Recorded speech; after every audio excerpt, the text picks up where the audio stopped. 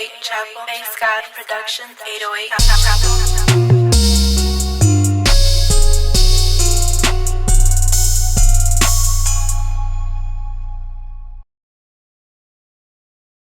My biggest influence on music, first I gotta shout out my cousin Blake BZ for putting me on this music shit. Been doing this shit for too long. He helped me kind of escalate my grind, my push, made my hunger a lot more stronger.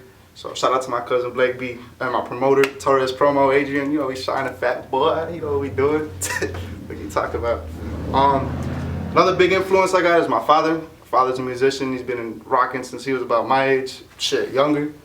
Biggest influence on my life when he pulled me on stage in front of a big audience, held me up high, called my name out to the crowd, put my ass back down. I'm a musician. I started playing, I started rocking out. I picked up a guitar at a young age.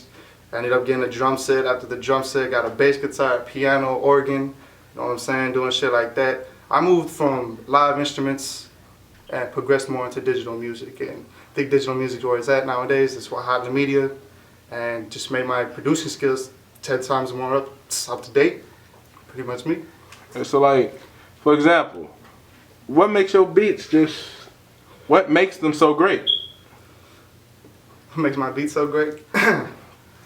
What makes my beats so great is just having the musician background, the musician perspective on the 808 basses and different sound, having your treble not overlapping your bass and not having your bass overlapping your treble.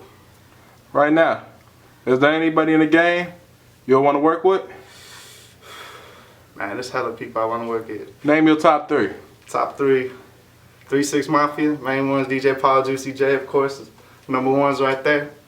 Lex Luger, I'm coming for you, buddy. We got some talking to do, man. Shit, you gotta show me the ropes, brother.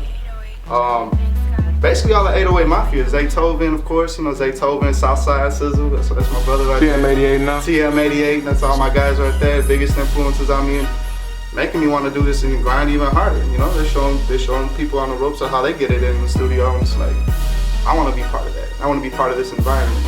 Anybody you crushing on in the game? I don't see nobody. You see anybody? I don't see nobody. Alright, so tell me this. What's your next move? Where can we find your music at? You can find me, go to my channel, 808Chapo. No space in between the 808 and the Chapo. Keep it all together in the one. Fucking don't mix it up with 808 taco, 808 burrito, none of that shit like that. You know what I'm saying? 808Chapo. You can find me on Facebook. You can look me up in my real name, Chris Camacho, Camacho, Chris. You know, not only that CRIS, oh, what the fuck kind of shit is that? But hey, that shit's cool though. So I got a question. Since you seem like you got everything pretty much established, what advice would you give to other people trying to make beats? What do you start off with? What did you use? What did I use? I started off on the desk with my palms, pencil. That's how I started. And from there, I looked more into softwares and shit like that, you know, got more into the software. Like what? Pro Tools? The first thing I looked up was Pro Tools. I wanted to know what the fuck was Pro Tools. What was the big buzz about Pro Tools? What was, like, I hear people over here like, oh, Pro Tools is the shit. And I hear people over here, oh, no, Logic is the shit, you know? And I really didn't know what any of that was until I found my one and true love, Fruity Loop Studio. Yeah, that's that shit right there, FL Studio. So what you're telling me is, do you think that anybody can make it if they apply themselves hard enough? They can go above and beyond. They can do more than what they imagine. Even 10 times more with the people behind them fucking with their movement. So would you say that you worked yourself to your status, or would you say that you talented enough to achieve that status? It can be a little bit of both. You need that talent to make people come and kind of establish you, make you see, like, how should I put it? Calm down, bro. We good. We got time. You need talent. People got it. Some people don't. I agree. And if you got it, push that shit, man. You gotta grind that shit. You gotta, no matter, you're always gonna have fuck boys, you're always gonna have haters, you're always gonna see, even your best friends are gonna be like, yo, why are you doing this? Why are you spending so much time into this? You should be trying to get your job together. You should be trying to get your fucking resume together. You should be doing that. My job, my resume, my priorities is this shit right here, my music. I can tell. Is that why you got that tattoo? Talk a little bit about your tattoo. You can show it up to the camera. Yeah, I got this little skeleton tattoo. Put it up directly in front of the lens. Let me focus on it. Now slide your hand up and down, bro.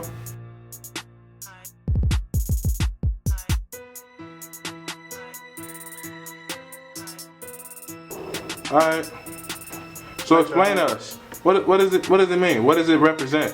Because it's sort of a little bit scary. You know, you got a Grim Reaper tattoo. What is that, your keyboard? Like, what is it? Like, what is the purpose of the Grim Reaper? What does this mean? Well, I got a Grim Reaper because my grandfather had a Grim Reaper. Okay. Came straight from Mexico. He was big on the Reaper thing. You know, I always hung out with my grandfather. He was a musician himself. And that's what influenced my father. My father influenced me. And we were always into demonic kind of things. Like, even though we're not, you know, I love Jesus Christ and everything, you know, stuff like that. But just the way to express myself through my music is through the evil.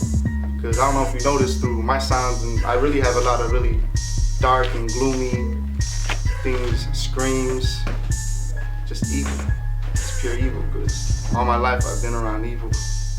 And it's always gonna be evil if there's blessings as well, you know?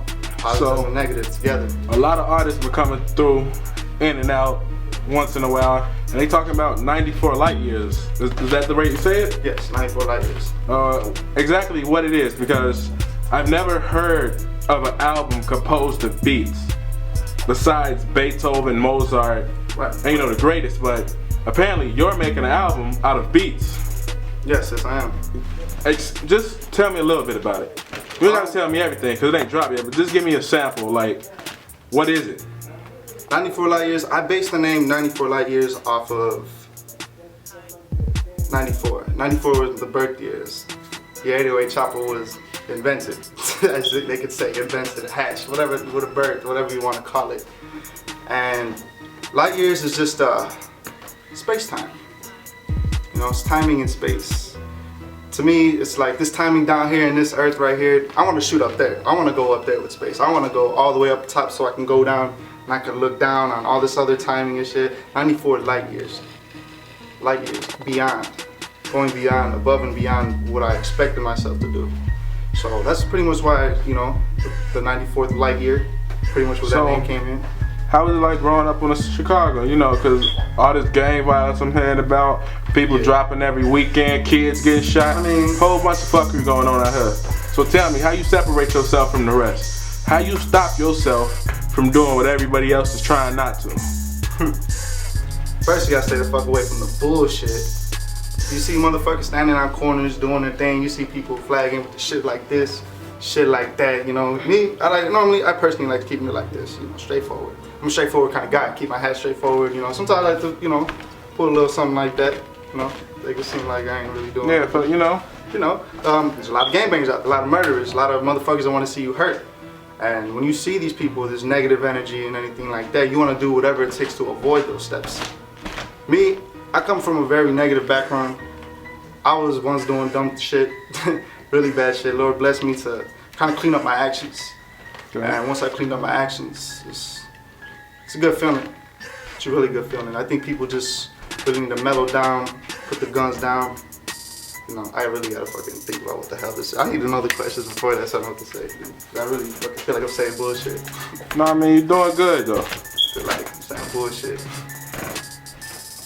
Alright, so before we wrap up this interview, I need to know, what's your next move, where we can find you at again, and it was nice having you in the studio. Next move? I got a few moves up my sleeve, but I'll review one of them for you. Keep in tune with my channel. You can find me at 808Chapo. Got hella beats coming, hella brand new beats. I actually got a new sound, you know, messing with a couple new engineers. And you know, just keep dropping beats. Getting that attention, getting established, getting that first foot in the door as a producer. I don't want to be recognized as anything else besides a musician and a beat maker. And my next big move is keep hope, keep faith, keep grinding, pushing my beats, and work with my team. Keep pushing. Pretty much it. Alright, man.